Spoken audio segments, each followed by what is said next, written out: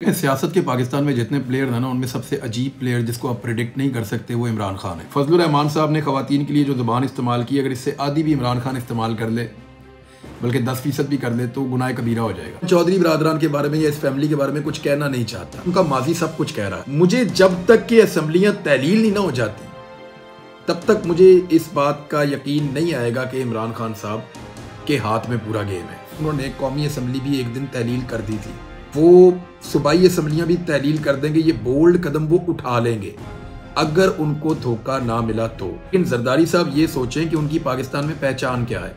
ये शोहरत बन जाना कि ये जहाँ जाएगा बंदे खरीदेगा, बंदे तोड़ेगा, ये बड़ी मायूब बात है। अहमद अबूबकर हूँ और इस वक्त जो मुल्क में सूरत हाल है बहुत दिलचस्प और क्रिटिकल जंक्चर है। मैं आज मेरा टाइम लिया है, सीनियर एंकर पर्सन है इमरान रियाज खान साहब, उनके पास आया हूँ। कोशिश करते हैं कि उनसे थोड़ी सी बात करें और पॉलिटिकल इंसाइट जो है वो आपके साथ शेयर करें जो चल रहा है मुल्क में। मेरे साथ आइए।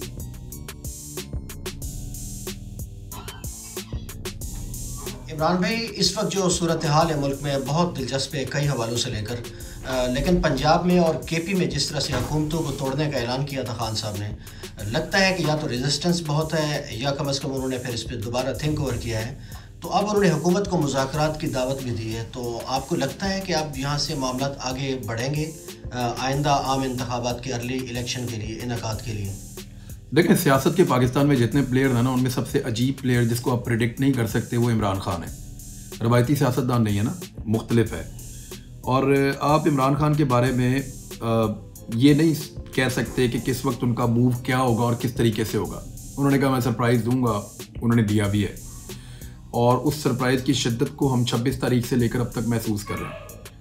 सारे लोग इसके बारे में बात कर रहे हैं और पूरी सियासत पाकिस्तान की इमरान खान के स्टेटमेंट्स के गिर्द ही घूमती है। जितनी मर्जी आप तनकीद करें, उनको बोलेंगे रेलिवेंट नहीं है, तुम हो कौन, कुछ भी आप कहते रहें, लेकिन इसके बावजूद वो जो कहते हैं सियासत उसके गिर्द घूमती है।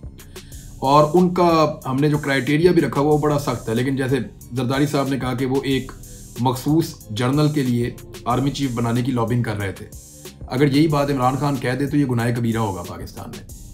फजलुर रहमान साहब ने ख़वातीन के लिए जो ज़ुबान इस्तेमाल की, अगर इससे आधी भी इमरान खान इस्तेमाल कर ले, बल्कि 10% भी कर ले, तो गुनाह कबीरा हो जाएगा पाकिस्तान के अंदर। तो उनके लिए क्राइटेरिया भी बहुत सख्त है। इसके बावजूद वो पाकिस्तान की सियासत का सबसे बड़ा प्लेयर आपको दिखाई दे रहा है।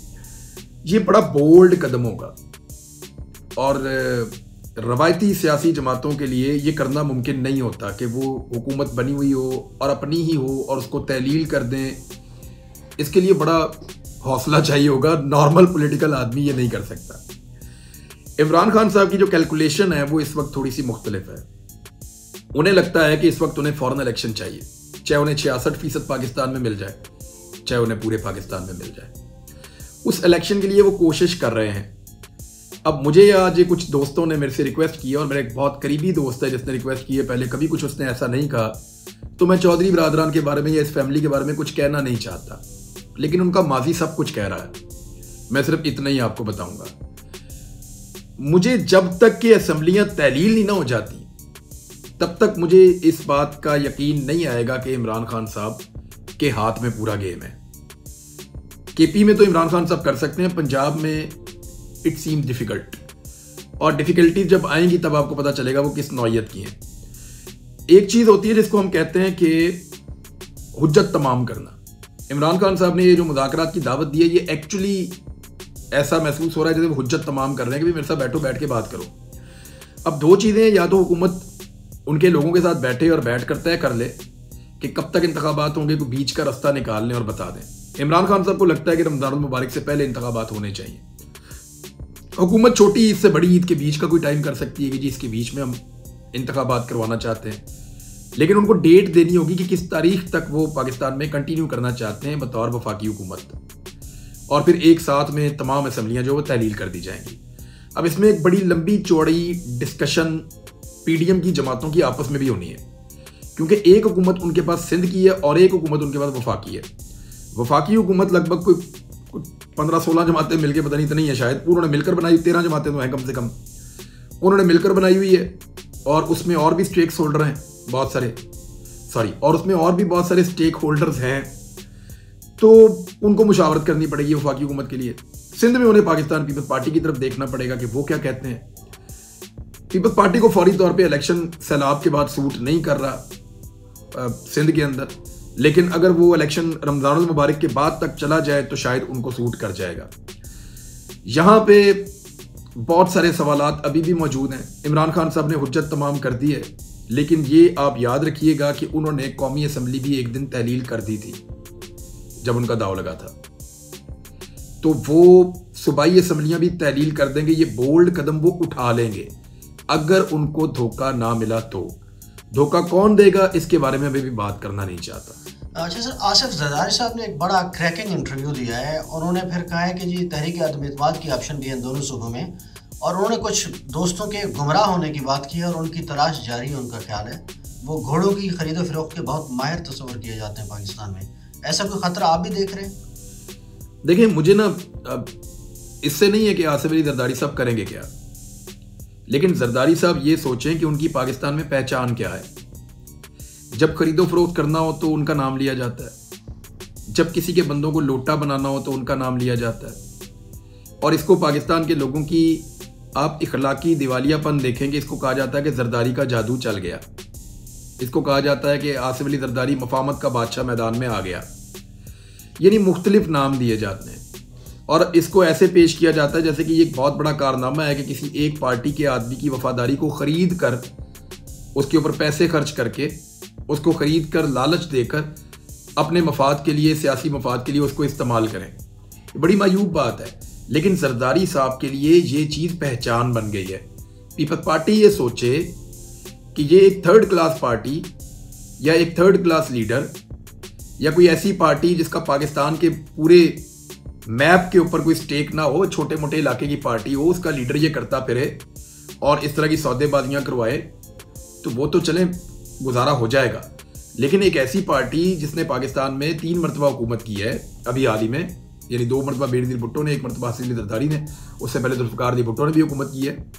तो एक पार्टी जो पाकिस्तान में इस तरह बार बार हुकूमत कर चुकी है और इस वक्त भी हुकूमत का हिस्सा है और नेशनल लेवल की पार्टी अपने आप को क्लेम करते हैं, उसके टॉप लीडर की ये शोहरत बन जाना कि ये जहां जाएगा बंदे खरीदेगा, बंदे तोड़ेगा, ये बड़ी मायूब बात है। अच्छा सर, बस एक आखिरी सवाल पूछ रहा हूँ कि मोनस इलाही को लेकर जिन्होंने कोई एक इंटरव्यू दिया है, क्या ज़रूरत थी इस मौके के ऊपर उस इंटरव्यू को देने की कि जी जनरल बाजवा साहब ने दरियाओं का रुख मोड़ा इमरान खान के हक में, एक ऐसे मौके पर जब बहुत कुछ डिपेंड किया जा रहा है उनके वालिद के ऊपर और उनके ऊपर पंजाब में, तो क्या उन्होंने सिग्नलिंग की कोशिश की है? क्या उनका बेंट ऑफ माइंड था? आपको क्या लगता है? देखें, आप अगर मैं आपको फिर कहूँगा कि मुझे, क्योंकि एक दोस्त ने रिक्वेस्ट की है, लेकिन मैं फिर भी आपको इतना कह देता हूँ कि आप इस फैमिली की अगर माजी को देखते हैं तो आपको आइडिया हो जाएगा कि ये क्यों उन्होंने किया। आपके पास ट्रैक रिकॉर्ड ऐसा शानदार है, आपको पता चल जाएगा ये क्यों करना पड़ा। मैं आपको ये बता देता हूँ कि एस्टेब्लिशमेंट के सोचने के 2 तरीके हो सकते हैं इस वक्त। एक ये हो सकता है कि डैमेज कंट्रोल अब करना है ना एक्चुअली नई एस्टेब्लिशमेंट ने, कि जो एक दूरियां पैदा हो गई हैं और एक बेचैनी पैदा हो गई है, उसको कैसे दूर किया जाए। बेचैनी इदारे के अंदर भी है, इदारे के बाहर भी है। जो दूरियां पैदा हो गई हैं वो पाकिस्तान के आम लोगों के साथ प्रॉब्लम पैदा हुआ है। लोगों ने उस शिकवे का इजहार पहली मरतबा इतनी ज़ोरदार तरीके से किया है। तो अब डैमेज कंट्रोल करना, उसके 2 तरीके हो सकते हैं। एक तरीका ये हो सकता है कि आप एक कदम पीछे हट जाएं और आप लोगों को कहें ठीक है, हम सारे आपस में भाई हैं, यहाँ कोई हार जीत का मुकाबला नहीं है।